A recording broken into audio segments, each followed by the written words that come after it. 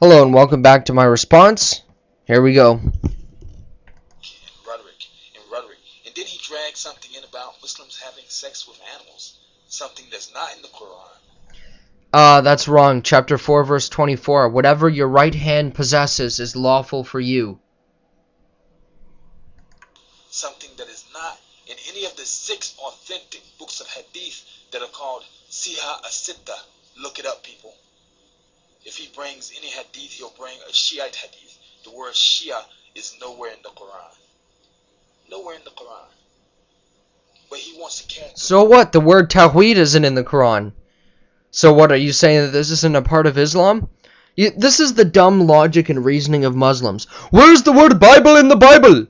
Where's Bible? You cannot find Bible? So what? All the Bible means is a collection of books. The Bible is a collection of books.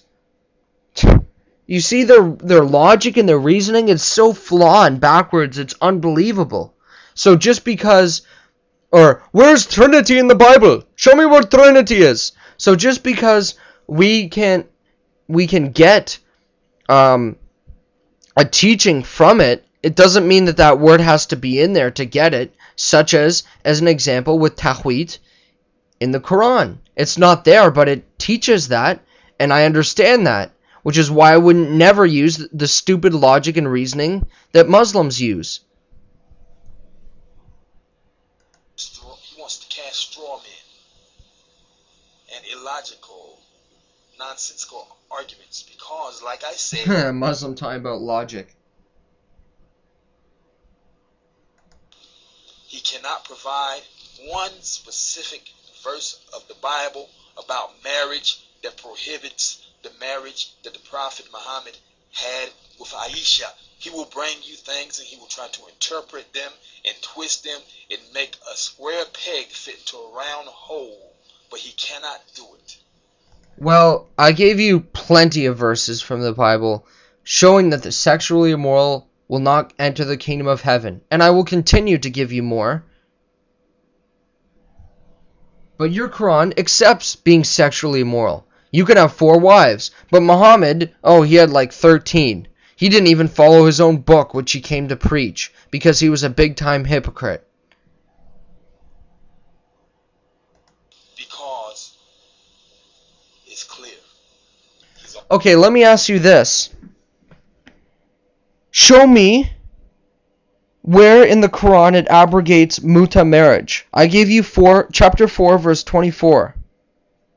I want you to show me where this is abrogated from the Quran. It doesn't. You need the hadiths. Your religion is... You can't understand your religion without the hadiths. One verse is saying, "Blessed on me, the day I was born, the day I will die, and the day I will be raised to life." Another verses say they crucified not Isa, the son of Maryam, but Allah made it look as if he was that way. Meaning Allah deceived us in believing it was Jesus on the cross anyways, but that's a topic for another video. But one verse is saying he will die, the other is saying he's raised up. But you need the hadiths to tell you that he's going to come back to fulfill a mission for Allah and then die. Meaning he kept him alive all this time just to kill him and humiliate him at the end of the world. But isn't it Muslims who say, Allah saved Jesus from the cross. Why, to only come back near the end time before Judgment Day and die? Does that even make sense? Only fooling himself. There's no verse of the Bible that makes it illegal. Even the people who hated the Prophet Muhammad so much. And all of the hadiths I brought were Sahih Bukhari, Sahih Muslim, Tafsir ibn Kathir, Tafsir Jalalain. I'm giving you your sources every time.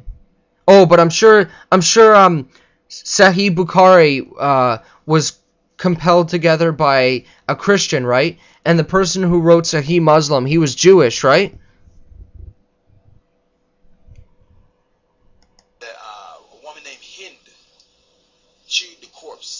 Chewed the liver of the Prophet Muhammad's dead uncle Hamza. She never criticized the Prophet Muhammad's marriage.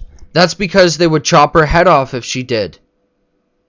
Look, if Muhammad's little baby wife Aisha wanted to run away from the home and he beat her from doing that, as Sahih Bukhari records, who has any freedom if you can beat your wife?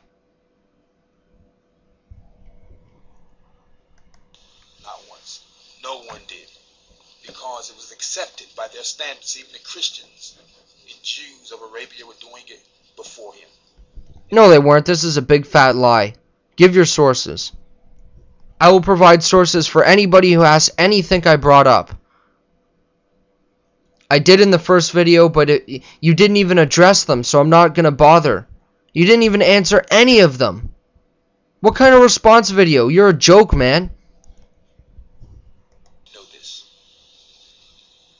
Now, you said the Quran is a filthy book. I'm going to leave you with this verse of the Bible. I know you love the Bible so much. And maybe in your next video, you can elaborate on it for me. Because I've never had a Christian who could elaborate. I'm out of here. Peace.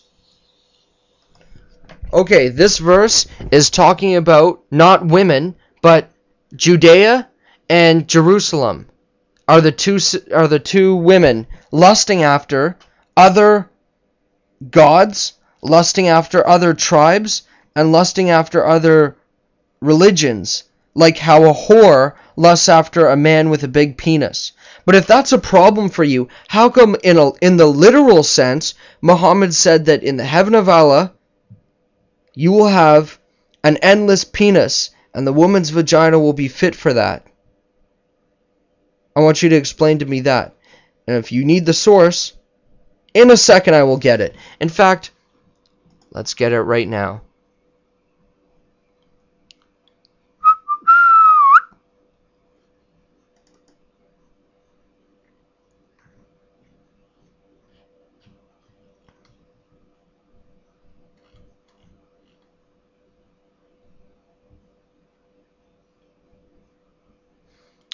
Here it is. As you see, this is an Islamic website.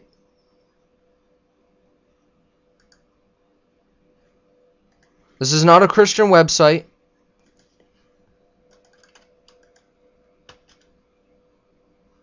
And while it's loading, I'm going to talk about something. In Genesis 24, before the law was even given, because our scriptures teach us that God had written the laws upon our hearts, our consciousness. And so in Genesis 24 verse 15, before the law was given even, here's what we read. Before he had finished praying, the context of this is Abraham's servant looking for a wife for Isaac. He saw a young woman named Rebekah coming out with her water jug on her shoulder. She was the daughter of Bethuel, who was the son of Abraham's brother Nahor and his wife Milcah. Rebekah was very beautiful and old enough to be married. You see, they had something called the age of marriage. She wasn't 6 years old, is not old enough to be married, but she was still a virgin. She went down to the spring, filled her jug, and came up again. Running over to her, the servant said, "Please give me a drink of water from your jug." So before Muhammad, even the tribal people had laws. So here's it talking about the penis of Muhammad. Chapter 108 is about Allah defending the penis of Muhammad. This is Muhammad saying that your penis will be endless palm tree in heaven. Please explain to me this. So in the passage in Ezekiel, it's not in a literal way. It's talking about the women lusting after other gods like a whore lusts after men. But your prophet is offering you this in heaven. Please explain to me that. Then if we type in sexual in Bible Gateway in the search, you will see all over talking about not to have immoral sexual relationships. This is all over the Bible. It's wrong. Your religion permits it. As the verses I gave, as what Muhammad he did.